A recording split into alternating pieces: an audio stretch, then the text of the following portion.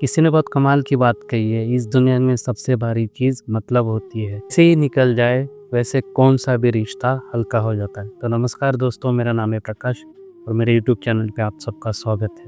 तो मैं ऐसे एक कहानी आपके लिए लेके आया हूँ, एक मठ में रहने वाली साधु की, जो कि नया-नया मठ में आया था और जो भी नए आते उसको मंक बोलते हैं।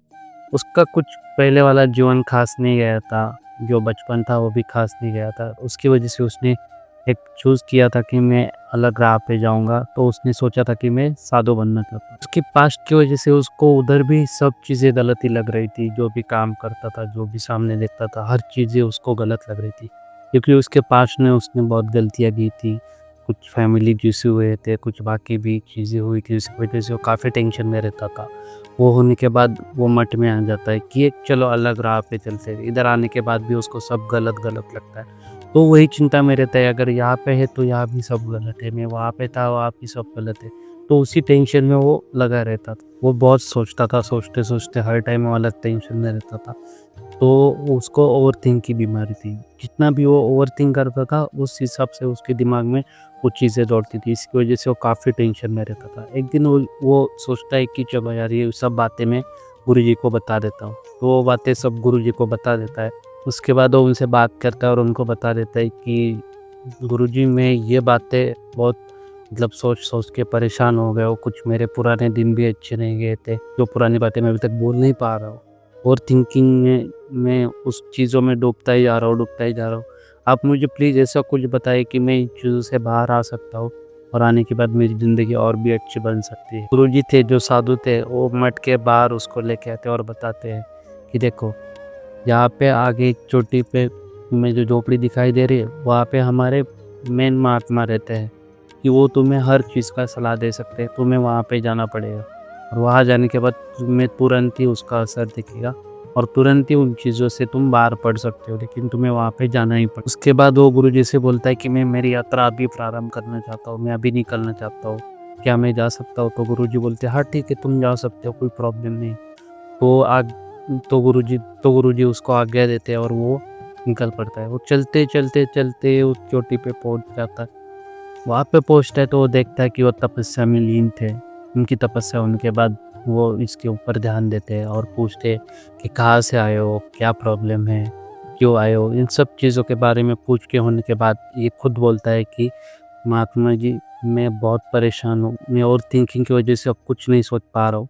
कुछ पुरानी यादें भी मैं भूल नहीं पा रहा हूँ। ऐसा कुछ बताओ कि मैं सब चीज़ों को भूल के मैं आगे बढ़ सकता हूँ और मेरी ज़िंदगी और भी अच्छी हो सकती है। तो बोलते हैं कि तुम्हें परेशान होने की ज़रूरत नहीं है। तुझे हर चीज़ का जवाब मिल जाएगा। नीचे एक झोपड़ी दिख रही है, तो आज हमें वहाँ पे जाना है, क्योंकि वहाँ पे आज हमारे भोजन की व्यवस्था की है। तो तुम भी मेरे साथ आ सकते हो। तो वो बोलता है, ठीक है, कोई बात नहीं, मैं आपके साथ आने के लिए तैयार हूँ। तो दोनों भी साथ में निकल पड़ते। निकलते नहीं, साधु थे उसको बहुत समझाते हैं, सब बातें बताते हैं और चलते-चलते वो बोलते हैं कि ये एक पत्थर है, ये तुम्हारे कंधे पे लेना है। तो गुरुजी की आज्ञा समझ के उठा लेता है और कंधे पे रख देता है। कंधे पे रखने के बाद आगे चलते गुरुजी एकदम जल्द से निकल जाते हैं और कम टाइम में नीचे पहुँच जाते हैं। पीछे से ये धीरे-धीरे आता है, क्योंकि इसके कंधे पे पत्थर का बोझ था और वो सोचते ही चलता है रोड में चलते टाइम कि गुरुजी तो मेरे आगे चले गए। उन्होंने मुझे पत्थर लेने के लिए कहा है, ये तो मैं फेंक भी नहीं सकता हूँ, क्योंकि ये उनकी आज्ञा है और क्यों ना इससे मुझे कुछ सीखने को मिले। तो उस सोच के लेकर वो धीरे-धीरे चलता रहता है, काफ़ी परेशान भी होता है, लेकिन एक ही दिमाग में याद रखता है कि गुरुजी ने आज ने कहा है पत्थर कंधे पे लेना है। तो वो चलता रहता है, काफ़ी परेशान हो जाता है और सोचता भी रहता है कि यार क्या हो सकता है, इससे का कुछ सीखने को मिले। इन चीज़ों में वो डूबा रहता है। उसके बाद जब ये नीचे आता है, नीचे आने के बाद जो महात्मा थे, जो साधु थे, एक पेड़ के नीचे बैठे थे और ये आने के बाद वो हँसने लगते। तो इसको थोड़ा अलग लगता है कि आप क्यों हँस रहे हो? आपने तो मुझे कहा था कि ये पत्थर लेके आओ। अभी मेरे सवाल का आप जवाब दे दो। मैंने आपने जो बताया वो किया। अभी मेरे सवाल का मुझे जवाब चाहिए ही चाहिए और मुझे इन चीज़ों से बाहर निकलना ही निकलना है। तो गुरुजी हँसने लगते हैं और हँसते हुए बोलते हैं कि इसमें ही तुम्हारा आंसर छुपा हुआ है।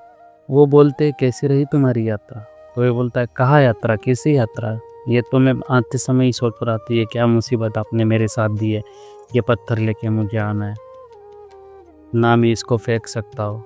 तो साधु बोलते हैं, मैंने ऐसे कहा नहीं था कि तुम इसे मत फेंको, मैंने जस्ट एक ही कहा था कि तुम इसे उठा के लेके आओ। तो इसमें तुमको ही तुम्हारा आंसर मिल गया। तो वो बोलते तुमने इसको छोड़ा क्यों नहीं? तो बोलता है कहा आपने कहा कि इसको छोड़ना है।